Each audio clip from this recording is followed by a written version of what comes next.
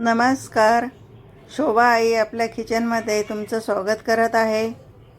आज मी प्राजक्ताच्या पाल्याचा रस बनवणार आहे. ज्यूस. पिवळं पान असतं, लाल दांडी असते आणि हे पोटासाठी आपलं गुडघेदुखी, हाडंदुखी ह्याकरता खूप चांगलं आहे.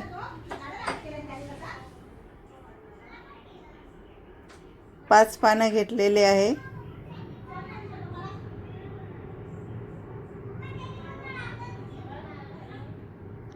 पाच पानं घेतले. आतून चोपडे असतात आणि बाहेरच्या साईडला थोडेसे करवड असतात. हे पानं मी उकळायला टाकते.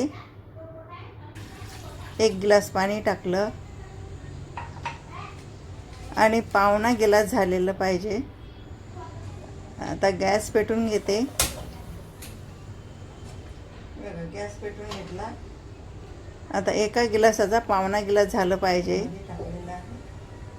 हे 5 पानं टाकले मी उकळायला.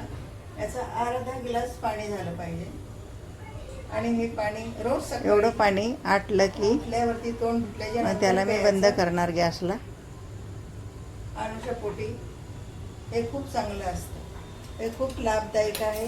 हे गुडघेदुखी, हाडदुखी, हे थंडीने हात दुखतात, पाय दुखतात. प्राजक्ताचा पाला ह्याच्या करताना खूप हा उपयोगी पाला आहे. कमी गॅस केलेला आहे.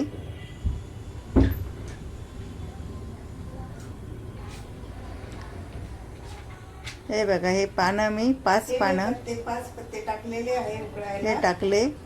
हे पत्ते कारण हे 15 दिवस लगभग सकाळी उकळून प्यायचे असतात. हे खूप चांगले असतात. 15 दिवस प्यायचा पाला. 15 दिवसानंतर गॅप घ्यायचा आणि मध्ये गॅप ठेवायचा आणि नंतर प्यायचा. मी याचा उपयोग नंतर मग प्यायचा. हे खूप लाभदायक आहे. खूप याचा अनुभव आलेला आहे. मी याचा उपयोग करून बघितलेला आहे. घरच्या घरी मला फायदे झालेले आहेत.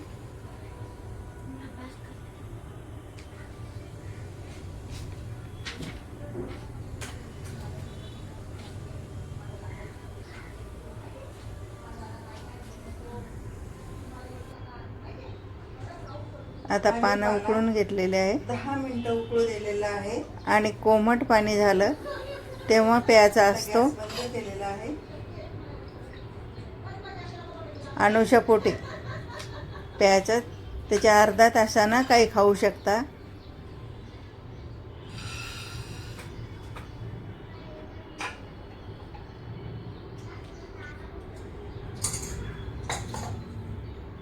याचा पावणा गिलास झालेला आहे. थंड झालेला आहे. म्हणजे 15 मिनिटांमध्ये बघा एवढं पाणी घटलेलं आहे. एवढं झालेलं आहे पाला. तुम्ही जर पिलं एवढं पाणी आटलं फायदेशीर आहे. कारण हे मी घरच्या घरीच मी उपयोग केलेला आहे. सखत 15 दिवस सकाळी जर पिला तुम्ही तर खूपच लाभदायक आहे.